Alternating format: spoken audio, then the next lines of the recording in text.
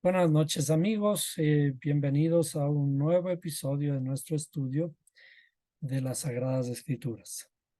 Y seguimos con el tema de la guerra porque la guerra no para y en realidad nunca va a terminar hasta que logremos entender que las religiones no deben meter la mano en el pensamiento humano para dejar la guerra de una vez por todas atrás. El objetivo de la Biblia no es defender a Israel, a lo que llamamos el Estado de Israel.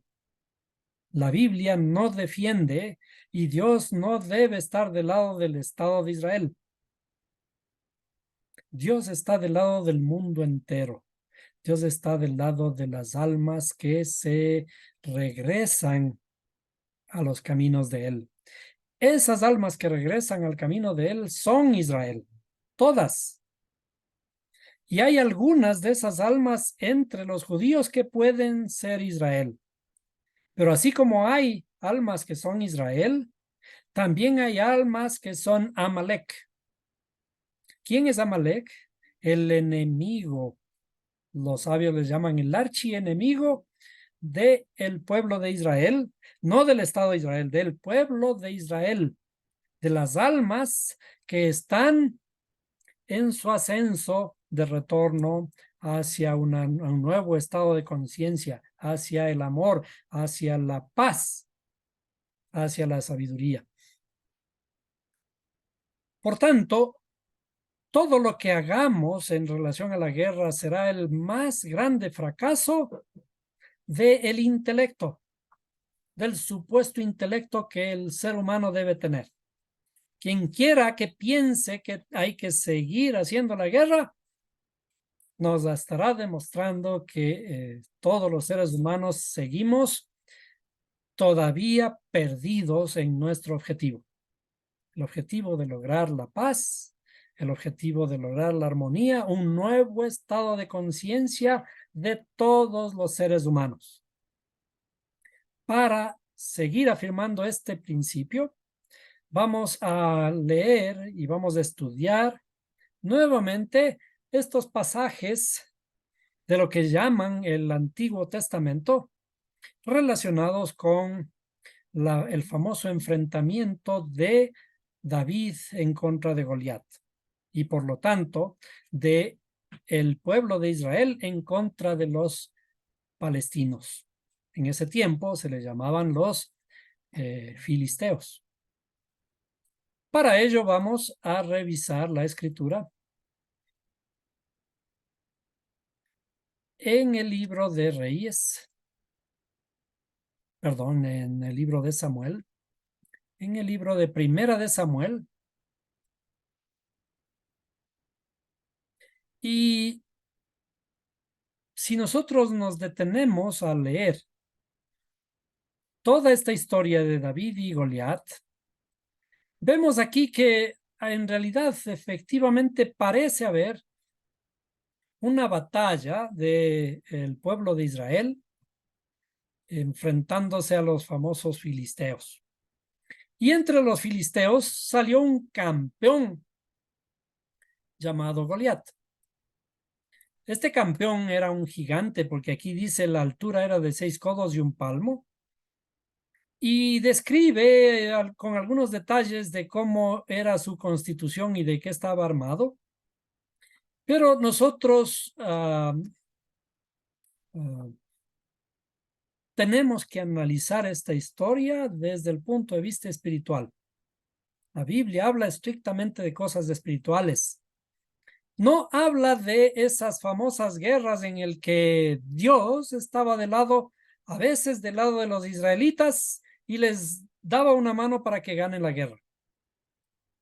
Pero a veces se ponía del lado contrario para que vengan y les derrote a los israelitas. ¿Por qué? Porque se portaron mal. Dios no juega de esa forma.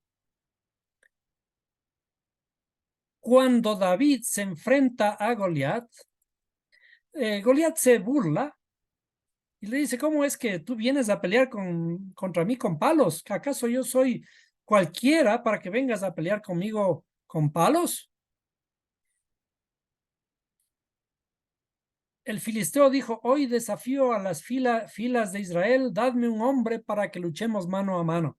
Y vienen y le dan un muchacho.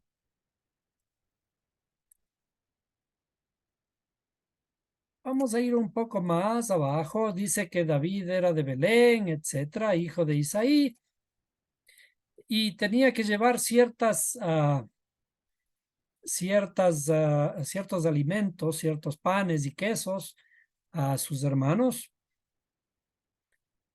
Y este campeón, el filisteo, ve que este campeón se le para al frente del ejército de Israel.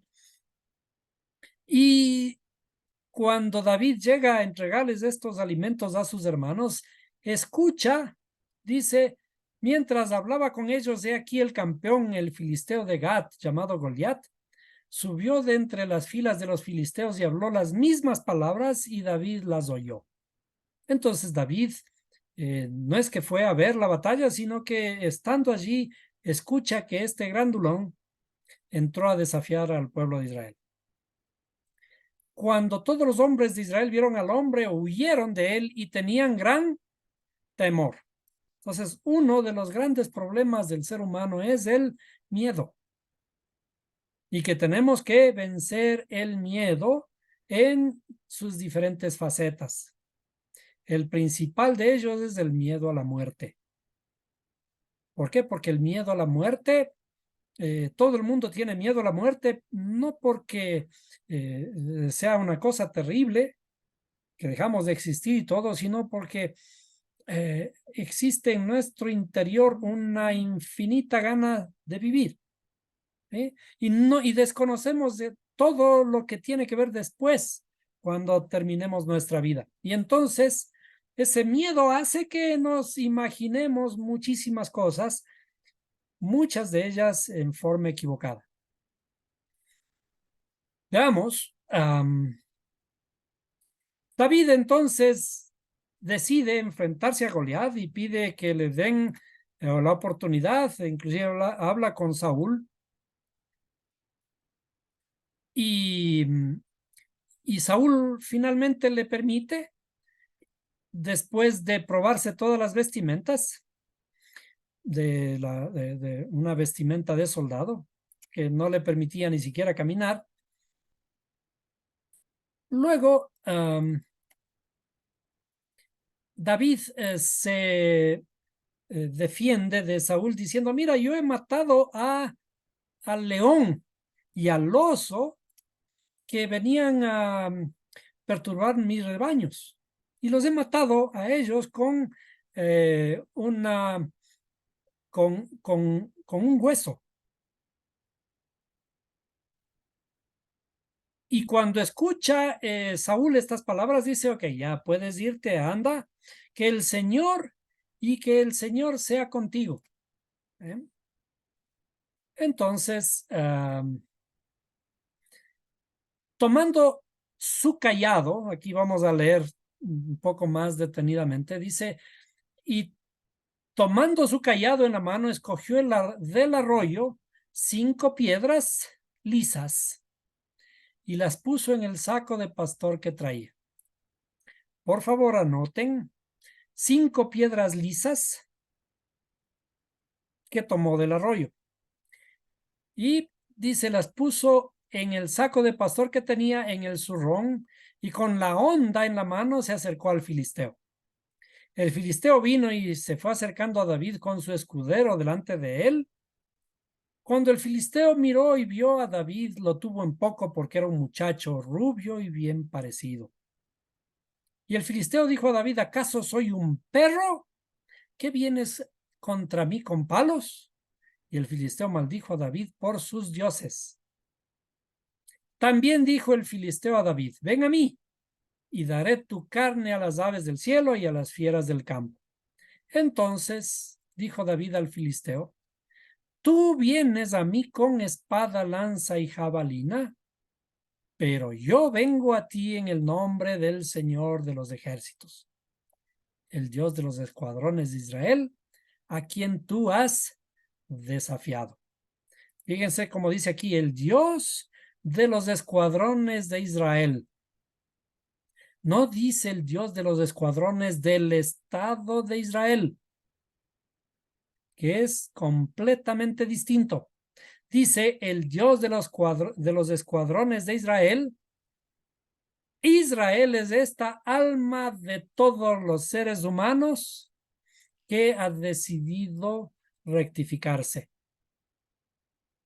en todo el mundo, entre los judíos, entre los palestinos, entre los árabes, entre los musulmanes, entre los americanos, entre los chinos, entre los hindúes, entre los japoneses, entre todo el mundo, sin importar su religión.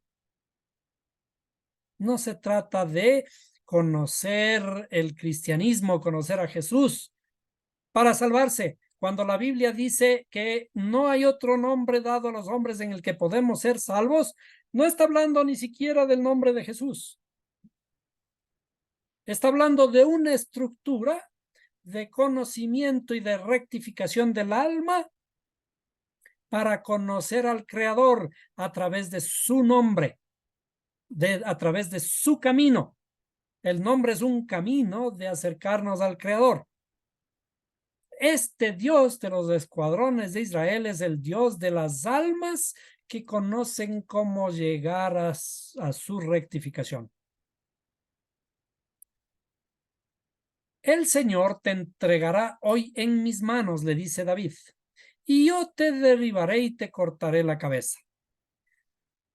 Hasta aquí parece que efectivamente Dios, el creador del universo, el infinito, se toma la molestia de llegar a ese lugar a apoyar a este hombrecillo llamado David, bien parecido y rubio, en realidad era pelirrojo, ayudarle en contra de este grandulón.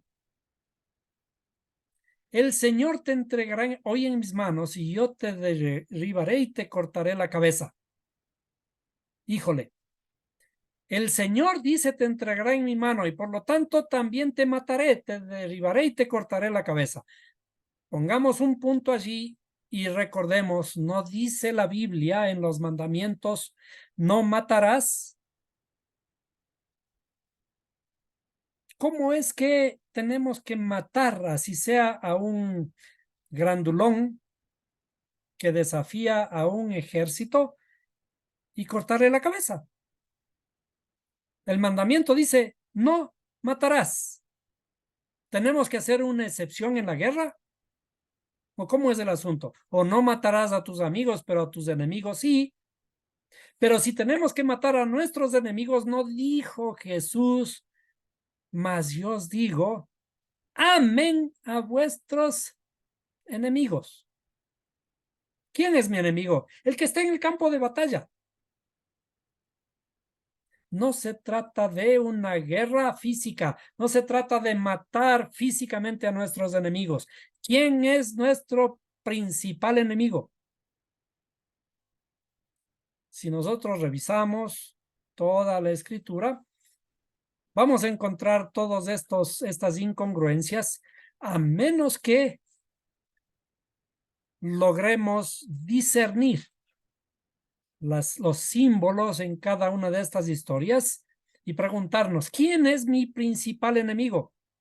Y cuando leemos lo que conocemos como el Nuevo Testamento, en las cartas de Pablo, el apóstol Shaul, él decía, tengo un mal dentro de mí, que eso mismo, que lo que no quiero hacer, eso mismo hago. Pobre de mí, escribía él. ¿Cuál es nuestro más grande enemigo? El más grande enemigo soy yo mismo. Por lo tanto, esta batalla se trata de una batalla interior mía, que yo tengo que matar algo dentro de mí. Allí sí está permitido matar. ¿Qué es lo que está permitido matar? Al gigantón Goliat. Goliat representa el ego. ¿Qué más grande cosa que hay en nosotros que nuestro propio ego? Ese ego que nos hace que miremos por encima de las cabezas de todo el mundo. Entonces, a él sí, el Creador con su nombre nos entregará en nuestras manos. ¿En las manos de quién? En las manos del chiquito David, que es de la tribu de Judá y de las tribus de Israel, de una de las 12 tribus de Israel. Entonces, allí está permitido de que David, en nombre de Israel, el pueblo de Dios, que son las almas de todo el mundo que se corrigen para volver a Dios. Entonces, ese está permitido matar a este filisteo llamado Goliat. Y daré hoy los cadáveres del ejército de los filisteos, a las aves del cielo y a las fieras de la tierra, para que toda la tierra sepa que hay Dios en Israel. No son las mismas palabras que habla Goliat. Y daré hoy los cadáveres del ejército de los filisteos a las aves del cielo. ¿Qué clase de venganza es esa? ¿Con qué tipo de palabras pobres está hablando David? ¿Para vengarse de un pueblo? No, está hablando de una historia alegórica relacionada con nuestra interioridad. Y para que sepa toda esta asamblea que el Señor no libra con espada ni con lanza, porque la batalla es del Señor y Él los entregará en nuestras manos. La Biblia habla de esto, la batalla es del Señor, la venganza es mía, dice. Y cuando escuchamos esto de que la venganza es mía, qué lindo Dios. Él se va a desquitar de mí, se va a desquitar de mis enemigos. Él me va a echarle una mano, me va a sacar la cara. Lo que yo no puedo pegarle a estos malditos por aquí y por allá. Las batallas de Dios son diferentes de las batallas del ser humano. Las batallas son las batallas del amor. Esa venganza de que habla la Biblia es la venganza del amor. Y esto vamos a ver en unos minutos. Sucedió que cuando el filisteo se levantó y se fue, acercando para enfrentarse a David, este corrió rápidamente hacia el frente de batalla para enfrentarse al filisteo.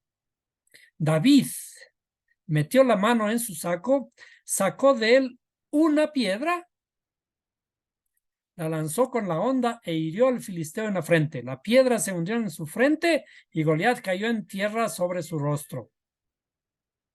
Así venció David al filisteo con una honda y una piedra e hirió al filisteo y lo mató. Recuerden, no matarás. Mas no había espada en la mano de David. ¿Y qué ocurrió enseguida? Entonces David corrió y se puso sobre el filisteo, tomó su espada, la sacó de la vaina y lo mató. Dijo que ya lo mató y ahora lo mata de nuevo, es decir, lo remató. Y continuemos un poquito más, cortándole la cabeza con ella. Cuando los filisteos vieron a su campeón que estaba muerto, huyeron.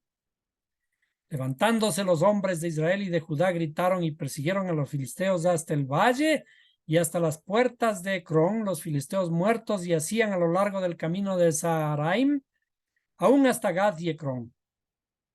Regresaron los hijos de Israel de perseguir a los filisteos y saquearon sus campamentos.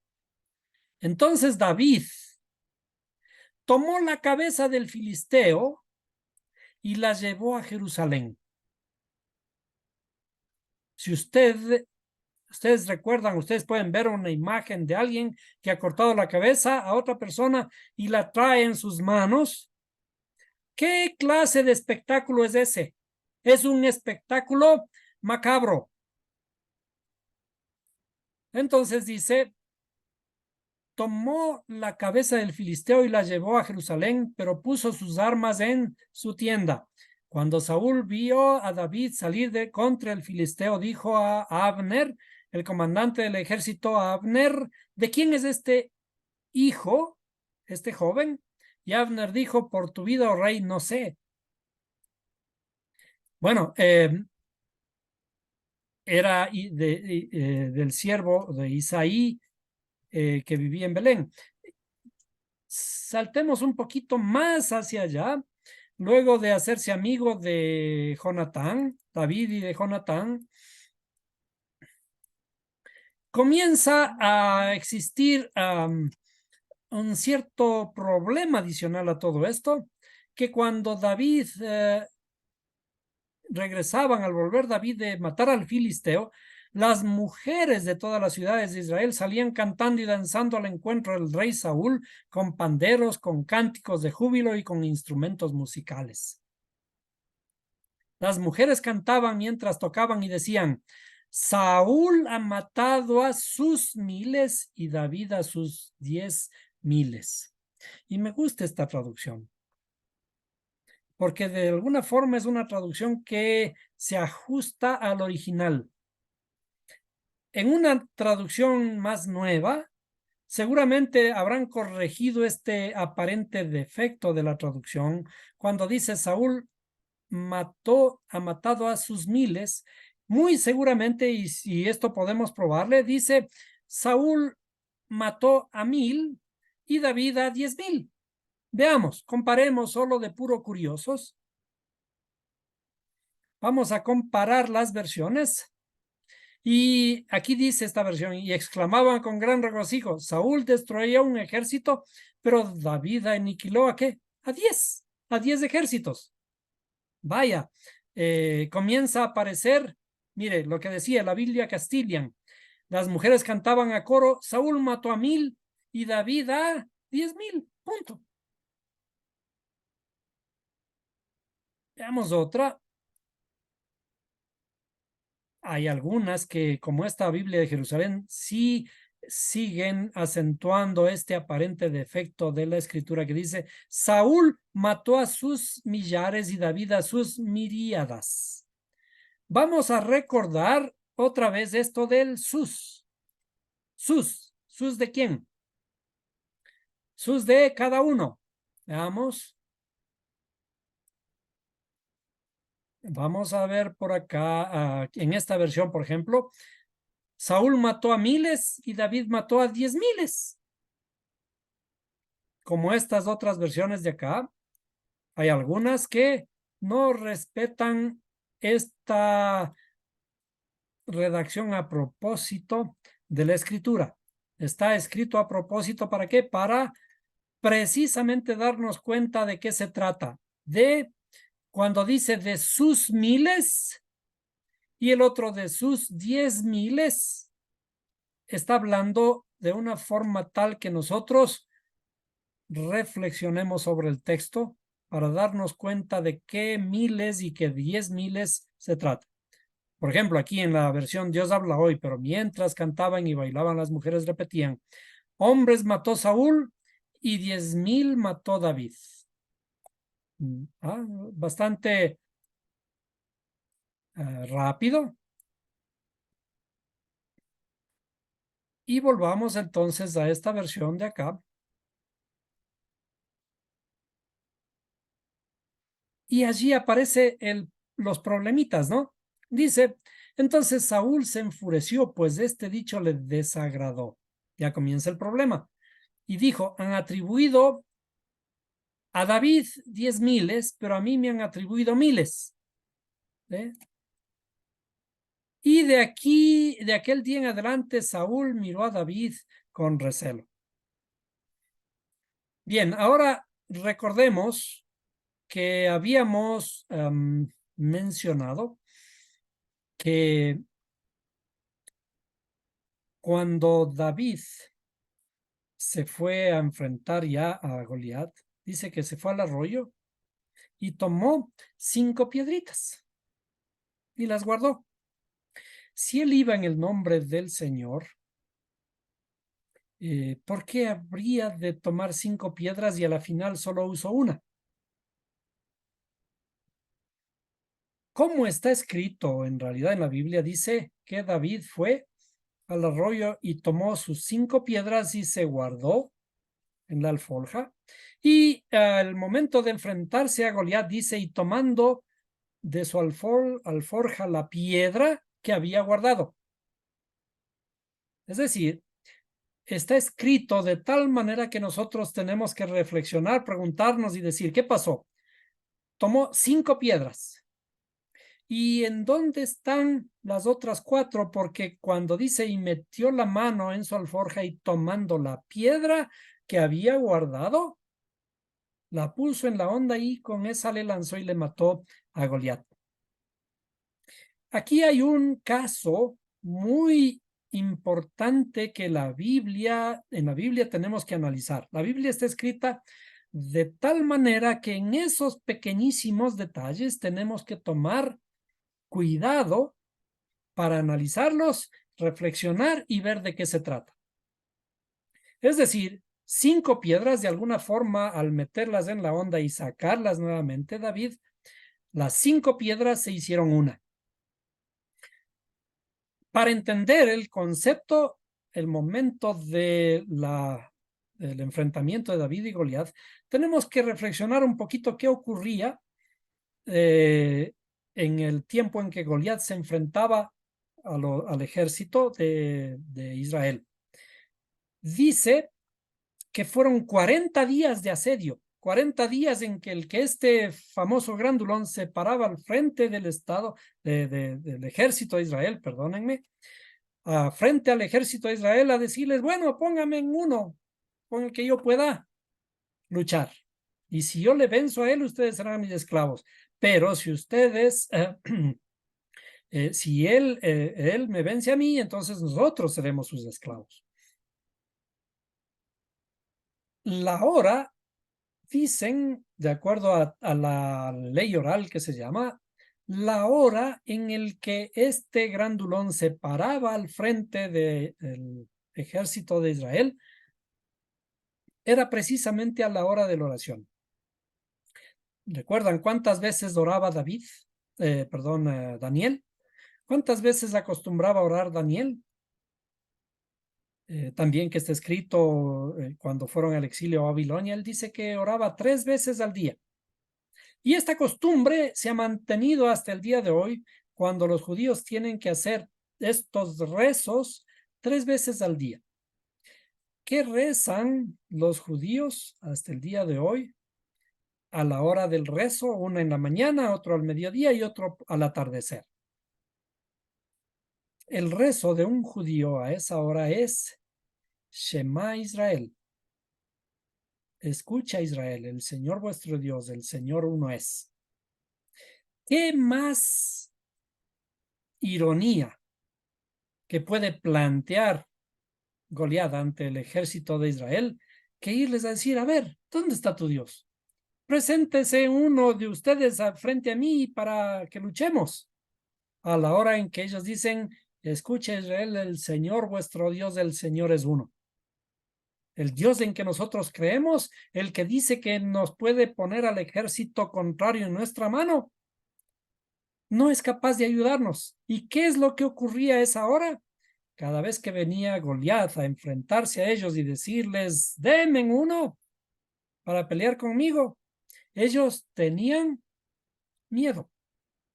¿Cuál es el más grande problema nuestro, el problema del ser humano? El más grande problema nuestro es el miedo.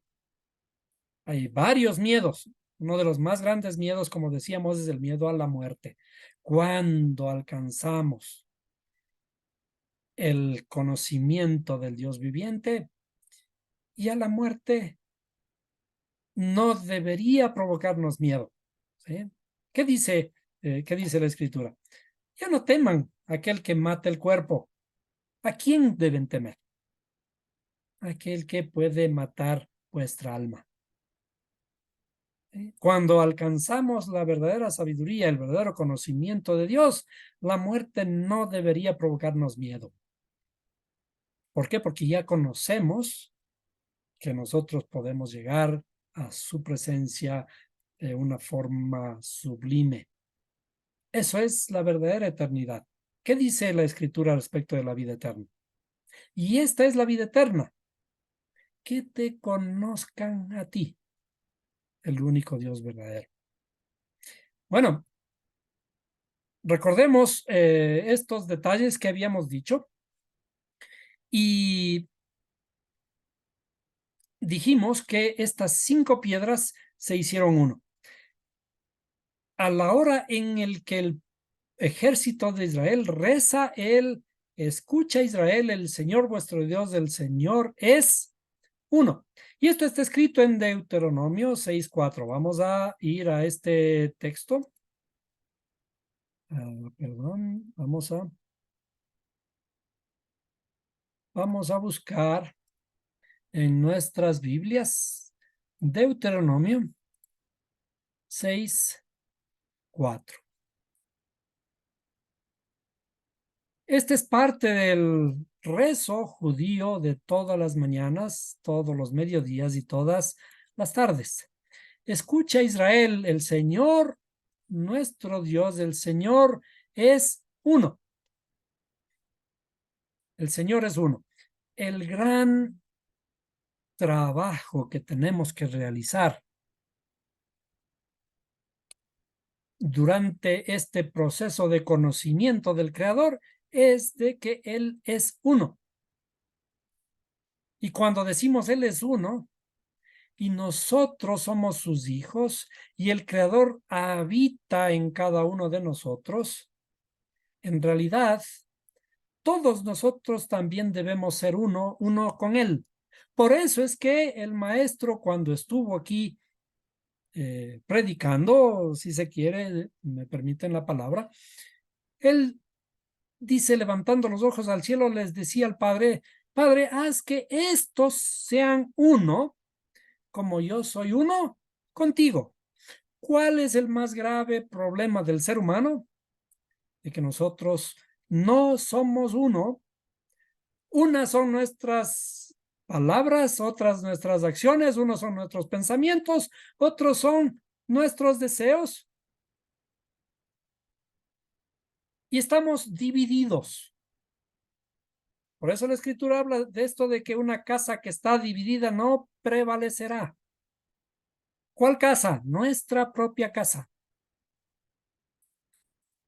El primer gran mandamiento dice, escucha Israel, el Señor vuestro Dios, el Señor es uno. Esto en letras hebreas, vamos a hacer un ejercicio de letras hebreas para recordar cómo está todo esto. Está escrito de esta forma. ¿Sí? Recuerden, el hebreo se lee de derecha a izquierda, al revés. Vamos a mirar este texto de aquí hacia la derecha. Shema Israel, Yahweh Eloheinu, Yahweh Echad. Es esto lo que está escrito en hebreo. ¿Cuántas palabras son? Contemos. Una palabra, dos palabras, tres palabras, cuatro palabras, cinco palabras que hablan de qué? Cinco palabras que son las 5 piedras que tomó David del arroyo para hablar acerca de la unidad. Porque cuando metió David la mano en la alforja, estas 5 piedras o estas 5 palabras se hicieron una. Es decir, la historia contada de diferente manera habla exactamente de lo mismo. Vamos a tomar estas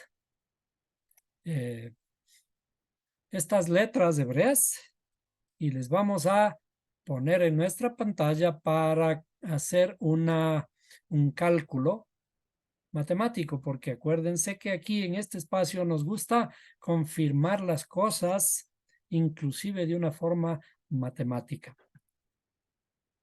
Vamos a poner aquí lo que hemos copiado de nuestro texto. ¿Ah?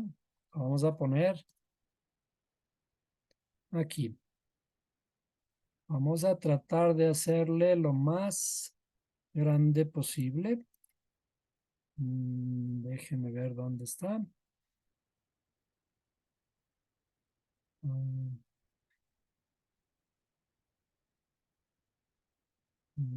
Veamos si es que inclusive le podemos cambiar un poquito el color. Vamos a hacerle así. A ver, déjeme ver dónde está que yo pueda hacerle más grandecito. Permítanme un momento. Esto significa, escucha Israel, el Señor Dios, el Señor vuestro Dios, el Señor es uno. Dijimos, hay 5 palabras que hablan de la unidad, es decir, son 6 palabras en total. Vamos a poner los números de que corresponden a cada letra. Entonces, por ejemplo, tomando por aquí, vamos a poner el número 400. Híjole, ahí se me sale. No sé, vamos a tratar de hacer otra cosa. Vamos a compartir un documento que tengo por acá. Déjeme ver si lo podemos poner enseguida para que pueda utilizar el mismo método.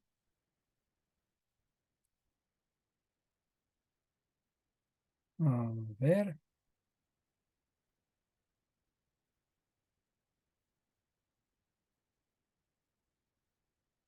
Y vamos a hacer así. Entonces, déjenme poner la pantalla. Así. Estas letras son las mismas que había puesto hace un momento. Recuerden, el hebreo se lee de derecha a izquierda. Y entonces vamos a poner los valores numéricos aquí. Entonces yo voy a poder hacerle más pequeñito aquí para que puedan entrar los números. Veamos si quitamos cierto espaciamiento que pueda estar pegaditas las letras. ¿Ya? Veamos. Entonces, comenzamos por la derecha. Y aquí tenemos 400. Esto sería así. Vamos a ver, vamos a borrar todo. Y vamos a poner 400. Así. Veamos. La letra Shin vale, perdón, estoy equivocado. La letra Shin vale 300. ¿Sí? Luego, aquí tenemos 30, perdón, 40, la letra Mem, y la letra Ain vale 70. ¿Sí? Vamos a ponerle así. Entonces, por ahora tengo algo así. ¿Sí? Serían 70, 40 y 300. Ahora, vamos un poquito más a la izquierda y tenemos, esto es Israel. Esta es la palabra Israel, letra por letra. Para los que tienen las tablitas a la mano, vamos a ir mirando las tablitas con la equivalencia de cada letra. Esto vale 10. Otra vez la letra Shin, que vale 300.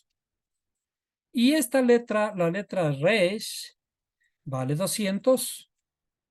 Y luego tenemos una letra Aleph, que vale 1. Y una letra Lamed, que vale 30. Entonces vamos a ponerle algo así. Bien. Bien. Luego vamos otra vez hacia atrás. La letra Yud, que vale 10. Bien. La letra Hei, que vale 5. La letra Vav, que vale 6. Y la letra Hei, otra vez, que vale 5. Este es el nombre del creador, lo que está traducido como Jehová. ¿Sí? Seguimos hacia la izquierda. Esto, perdón, y cometí alguna tontería. Ahora, esta palabra de aquí dice Eloheinu, que viene de Elohim, el nombre traducido como Dios. Entonces, esta letra vale 1, la letra Aleph vale 1. Luego, la letra Lamed vale 30. Esta ya habíamos tenido por acá. Luego, la letra Hei, que vale 5. La letra Yud, como ya vimos, también vale 10. Y esta es la letra Nun, que vale 50. Y la letra Vav, que vale 6. Bien, entonces ahora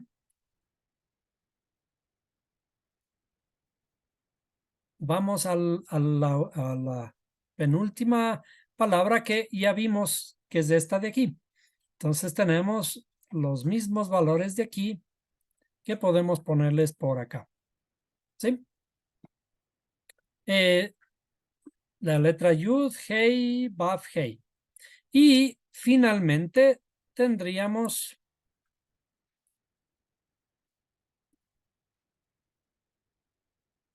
la palabra Ejad. Voy a ponerle en el mismo formato para escribir acá.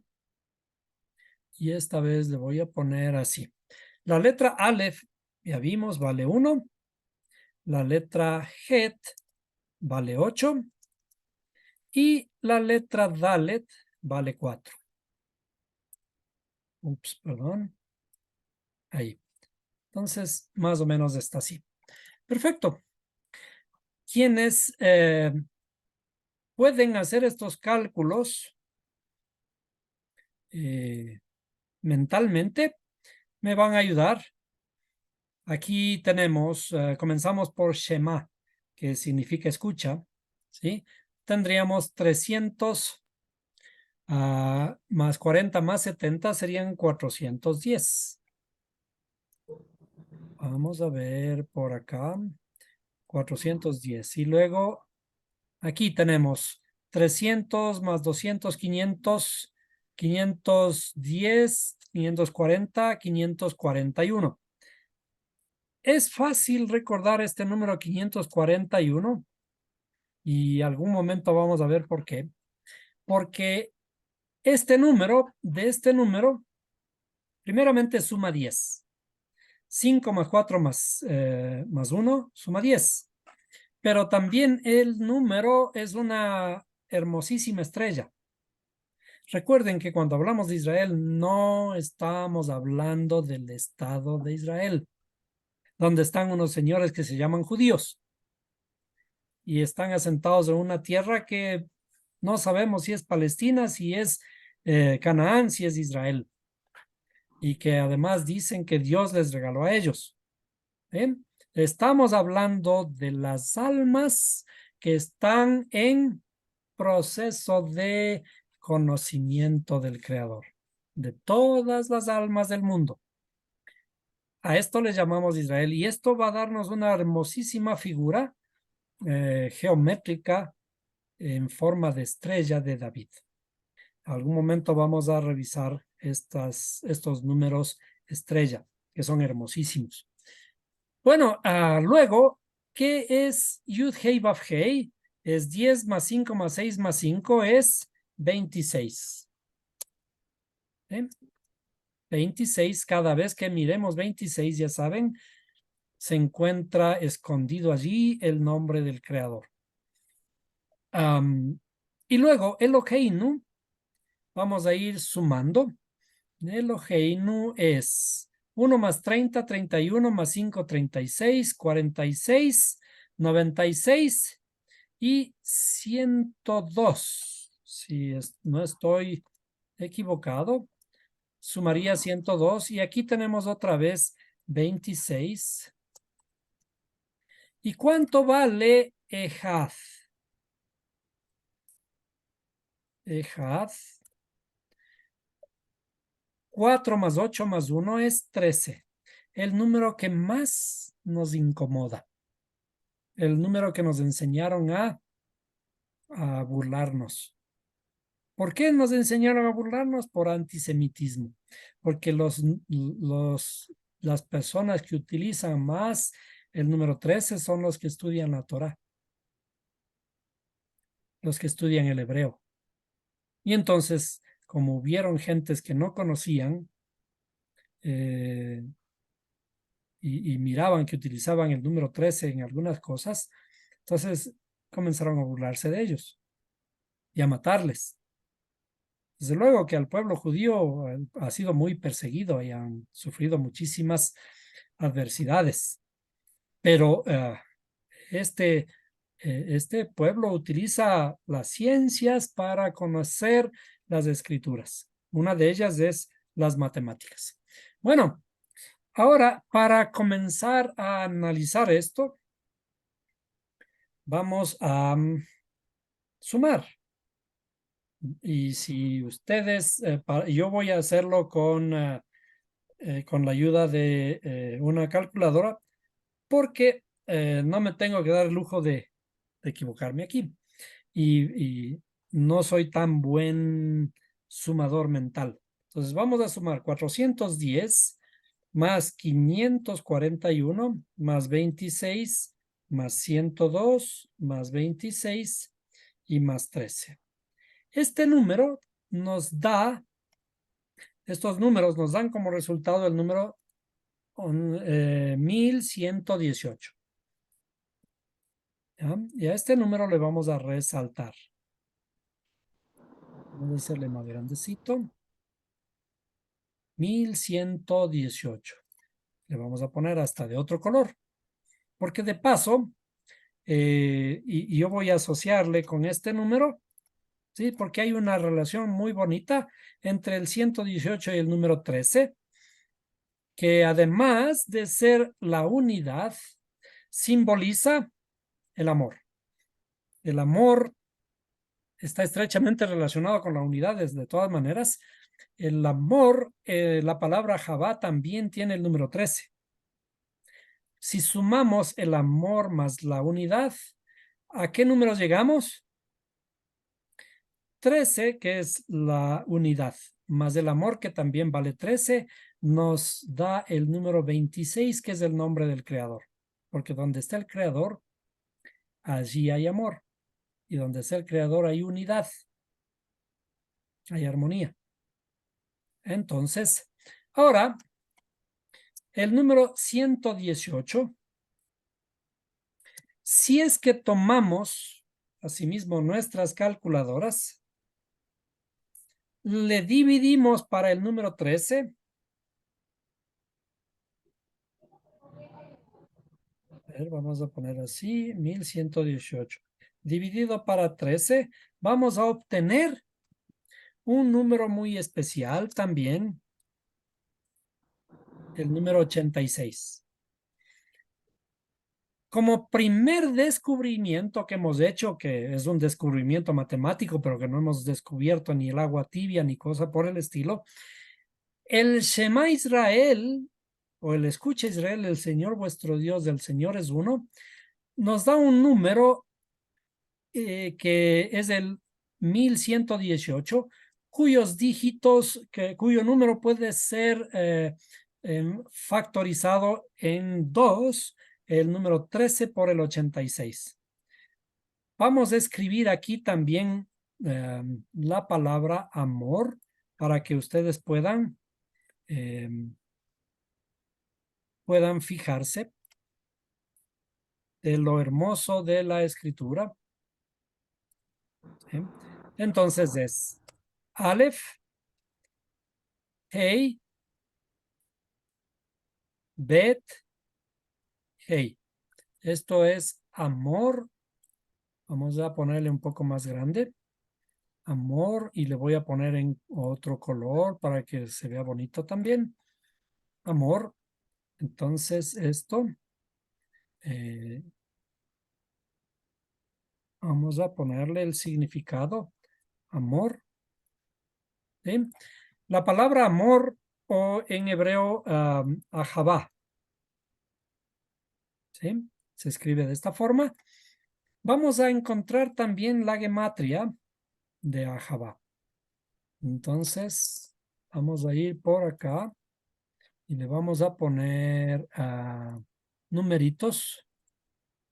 Otra vez, la letra G vale 5, la letra Bet vale 2, la letra G vale 5 de nuevo, y la letra Aleph vale 1. Esto nuevamente nos da 13. El número más hermoso de la Biblia, que si ustedes recuerdan, ¿en qué capítulo está escrito todo sobre el amor? En el llamado Nuevo Testamento. Primera de Corintios, número 13, ¿cierto? El, el número 13 representa el amor y representa la unidad. Por lo tanto, la batalla de David contra Goliat es una batalla por amor. ¿Por amor a qué? Es la pregunta. Por amor a nosotros, los seres humanos. Por abrazar la unidad, porque lleguemos a rectificar nuestra alma hacia la unidad. No se trata de matar a otros seres humanos. No se trata de matar a un grandulón. Ahora vamos a poner esto en dibujitos nuevamente. Vamos a poner aquí en otros dibujitos. Y vamos a mirar. A ver, esto. Vamos a ponerle así. Este es David, digamos. Y vamos a dibujar a Goliat.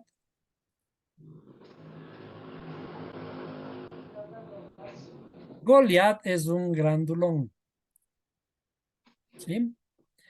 ¿Y en dónde está Goliat? David dice que es conforme al corazón de Dios, por lo tanto está arriba, aunque es chiquito, está arriba. ¿En dónde es arriba? Cuando la Biblia habla de arriba y habla de los cielos, no está hablando de allá de esas nubes y más allá. Ese no es arriba, el sentido inclusive del nombre el Altísimo no está hablando de un ser que está muy arriba, físicamente arriba de nosotros. No, la famosa palabra Altísimo que viene de Elión, que es altísimo, tiene que ver con las cosas elevadas, las cosas sublimes, las cosas altas. Cuando nosotros decimos, qué alto que has subido, él era una persona humilde, chiquita, baja, y hoy ha subido, ha crecido. De ese sentido está hablando lo alto, las cosas sublimes, las dignas en qué pensar. Esas son las cosas altas. Entonces, a estas se le llama las cosas divinas. Y digamos que David, que era conforme al corazón de Dios, está acá arriba. Es un chiquito, pero está arriba. ¿Y quién es Goliat? Goliat es mi egoísmo, el ego mío.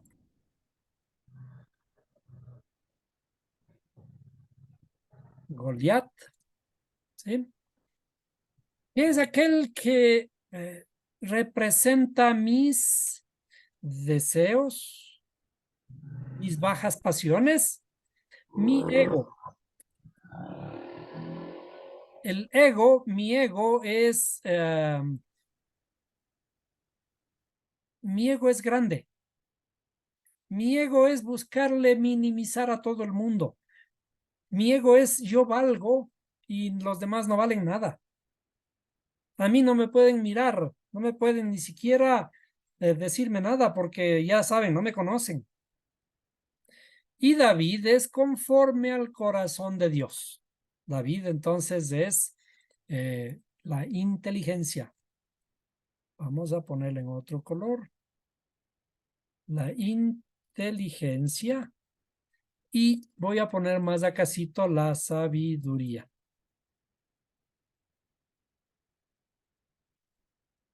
Cuando estábamos estudiando en la clase pasada, la sabiduría estaba por aquí. La sabiduría, pero pongámoslo en otro color. A ver, esto es así, la sabiduría y el entendimiento o inteligencia. ¿Sí?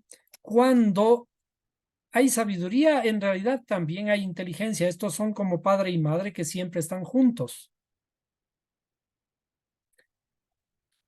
La sabiduría, la sabiduría y la inteligencia son divinas. Por eso el Creador dice, con sabiduría creó Dios los cielos y las afirmó con inteligencia. O creo que fue al revés.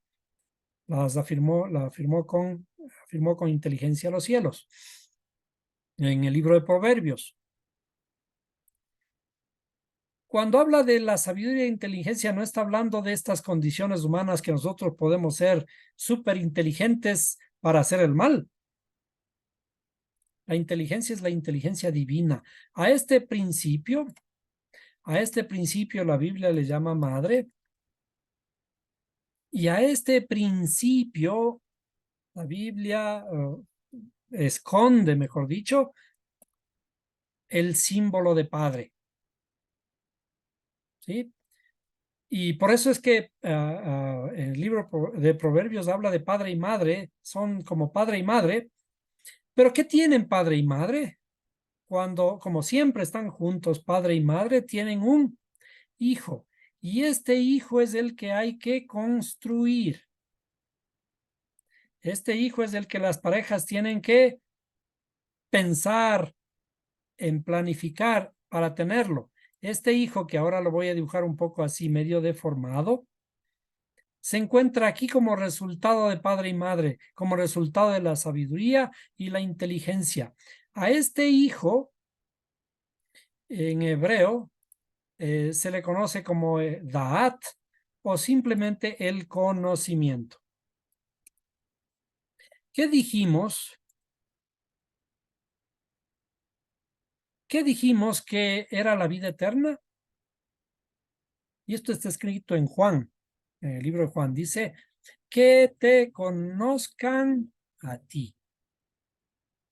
Que te conozcan a ti. ¿Por medio de qué conocemos? Por medio del conocimiento, por medio de la luz. A esta luz se le llama hijo.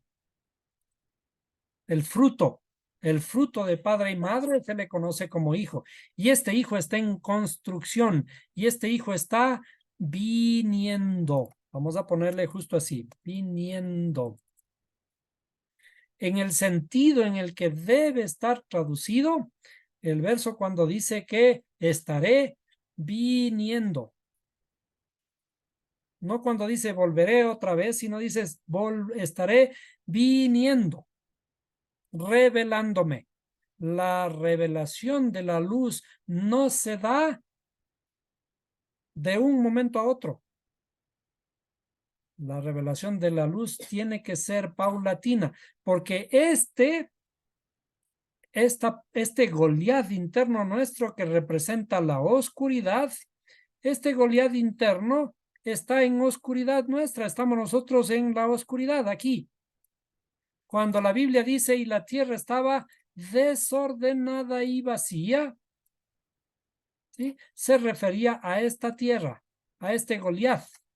La tierra está desordenada y vacía. Y esta luz tiene que descender a la tierra para iluminarnos. Pero esta luz tiene que iluminarnos poco a poco, porque si nos ilumina de un momento a otro, nos volvemos ciegos. El conocimiento tiene que darse paso a paso, de gloria en gloria.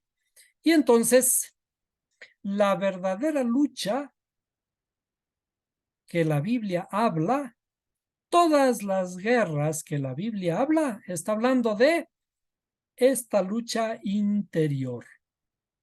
Esta es la más grande guerra y la única guerra que tenemos que librar. La única guerra que Dios quiere que libremos. ¿Para qué? Para alcanzar la paz. Porque si nosotros no tenemos paz interior, esta paz, esta dispaz, esta disarmonía que tenemos en nuestra interioridad se manifiesta afuera. ¿Por qué? Porque quien gobierna nuestra interioridad es Goliat, el ego, mis deseos, mis bajas pasiones, mi el que yo quiero para mí todo, el que me interesa solo yo, mi yo egoísta. Pero cuando comenzamos a iluminar, comenzamos a ver a los demás y comenzamos a compartir la luz que tenemos, la luz interior hacia los demás. Entonces, aquí está permitido matarle a Goliat. ¿Qué significa? La luz cuando entra a iluminar, mata la oscuridad. Entonces, la única guerra posible que nosotros tenemos es la guerra en nuestra interioridad. Iluminar, la espada que tenemos es la espada de la palabra. ¿Por qué? Por eso la palabra dice, lámpara es a mis pies, tu palabra, y lumbrera mi camino. Y entonces esta lámpara tiene que iluminar mi oscuridad para comenzar a disipar la luz y estamos ganando la batalla contra la oscuridad, mi oscuridad interior. Cuando nosotros, cada uno de nosotros, encontremos armonía interior, esta armonía va a comenzar a iluminar a los demás. No necesitamos ir a matar otras personas. No necesitamos gritarle a Dios que se ponga del lado nuestro para que mate a nuestros enemigos, porque decimos que de Dios es la venganza. La única venganza del Creador es su amor.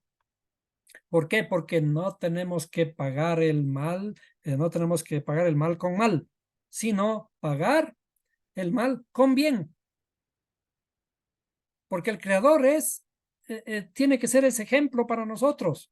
Él mismo tiene que pagar el mal con bien, así como lo hizo, dando inclusive su vida, como nosotros leemos en los textos. ¿Por qué? Porque la luz tiene que sacrificarse. ¿Para qué? Como cualquier grano de una semilla que cae en la tierra, tiene que sacrificar su vida. ¿Para qué? Para que pueda dar otras nuevas vidas más. Y esa tiene que ser nuestro propósito, dar nuestra vida, ofrendar nuestra vida para que haya más vida en el mundo. Y este es el sentido de la vida eterna, que te conozcan a ti. Tenemos que librar la batalla entre David y Goliat. No es una historia que ocurrió hace mucho tiempo, hace más de 3000 años allá, en el territorio en el que habitaban las 12 tribus de Israel. Es una batalla que ocurre día a día en nuestra interioridad. Por ello, cuando todo esto nosotros revisamos en la escritura, dice, escucha Israel, el Señor vuestro Dios, el Señor es uno. Inclusive tenemos que aprender a leerlo como alguna vez lo había dicho. Escucha Israel, el Señor vuestro Dios, el Señor es uno. Uno aquí, es uno, yo, porque todos somos parte del Creador y tenemos que aprender a ser parte uno con Él. Así como el maestro mismo pidió, haz que estos sean uno como yo soy uno contigo. Es decir, ya no va a haber diferencias, vamos a ser todos una misma persona, una misma entidad. ¿Qué significa esto? Que nosotros aprendamos a responder sobre nuestras propias actitudes, que lo que podamos decir sea efectivamente eso, lo que pensamos, lo que sentimos sea lo mismo que hacemos, que nuestros pensamientos coordinen con todas nuestras acciones y con todos nuestros deseos. Que aquí seamos uno, una sola entidad. Cuando estábamos hablando de Efraín, hablábamos de eso. Nosotros somos muchos internamente. Y la escritura en realidad habla de que aquí, estas son las 70 naciones del mundo. 70 naciones. ¿Por qué son 70? Porque son muchos. Cuando la Biblia habla de naciones está hablando de mí, porque estoy dividido. A eso que científicamente se le llama la bipolaridad. No es bipolaridad solamente, sino es multipolaridad. Los seres humanos estamos así divididos. Somos muchos dependiendo de las circunstancias. Y el Creador quiere que seamos uno, y eso está escondido en la palabra Efraín, que en realidad se refiere, como vemos en la Biblia, se refiere a Israel, al pueblo de Israel. Y cuando la Biblia habla del pueblo de Israel, está hablando de nosotros, los seres humanos, que estamos tratando de ser uno. Y que tengamos conciencia que la Biblia no habla del Estado de Israel. El Estado de Israel no tiene nada que ver con esto que estamos mirando aquí en la Biblia. Por más que se parezca, por más que nos muestren ellos rastros arqueológicos de que ocurrió todas las cosas que parece que ocurrieron allí. Y si nosotros recordamos lo que el apóstol Pablo dice en Gálatas, la Jerusalén actual está en esclavitud y está en Arabia. Es decir, Pablo estaba afirmando de alguna forma que lo que conocemos como Jerusalén actual en realidad debería estar en manos árabes, aunque en realidad está hablando de la espiritualidad, de que en nuestro interior hay oscuridad. Diríamos que la Jerusalén actual es esta, la que está en esclavitud está aquí. Jerusalén, la Jerusalén actual es esta, la que está en esclavitud. ¿Por qué está en esclavitud? Porque está en oscuridad. ¿Y en dónde va a estar la Jerusalén, dice, de arriba? Porque en estos términos habla la Jerusalén de arriba, dice, la Jerusalén viene de arriba, es la nueva Jerusalén. La nueva Jerusalén está aquí arriba. ¿Por qué es la nueva Jerusalén? Porque Jerusalén significa o viene de la raíz Shalom, que es paz. La nueva Jerusalén va a ser la paz y la armonía cuando logremos construir aquí esta paz y sabiduría en nuestra interioridad para poder controlarnos a nosotros mismos. Y aquí quisiera hacer una referencia además que a veces nosotros pensamos que como todo esto es así de literal, hay cosas que no entendemos y alguien me hizo acuerdo de cuando en la Biblia está escrito de que durmieron o que hay personas que murieron, aparentemente personas que murieron, dice, los patriarcas se reunieron con sus padres. ¿Cuáles son los padres nuestros? Si nosotros nos fijamos ahora aquí en este diagrama, ¿dónde está padre y madre? Padre y madre están aquí, arriba, en donde dice inclusive la Nueva Jerusalén, aquí arriba en esta parte del alma suprema, la que está arriba, está más cerca de Elión, del Altísimo, y por lo tanto, cuando mueren, y aquí si los que pueden recordar, Abraham simboliza la misericordia, la bondad amorosa, y está aquí, y está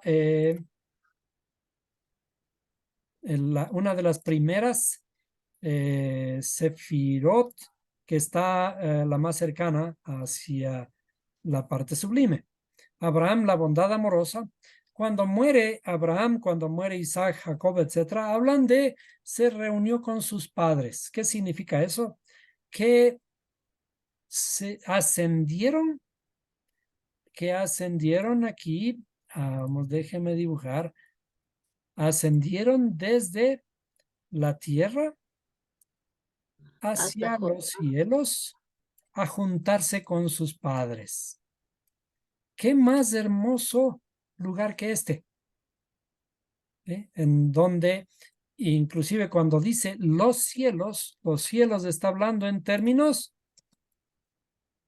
en plural, está hablando de muchos. ¿Cuáles son todos esos cielos? Los cielos de todos aquellos que los recuerdan. Los más grandes momentos, los más grandes recuerdos que nosotros tenemos de nuestros padres, esos son sublimes, divinos, y es allí en donde están la parte de los cielos. Eh, Bastante largo para explicar esto, que en algún momento espero que podamos hacerlo un poco más detenidamente.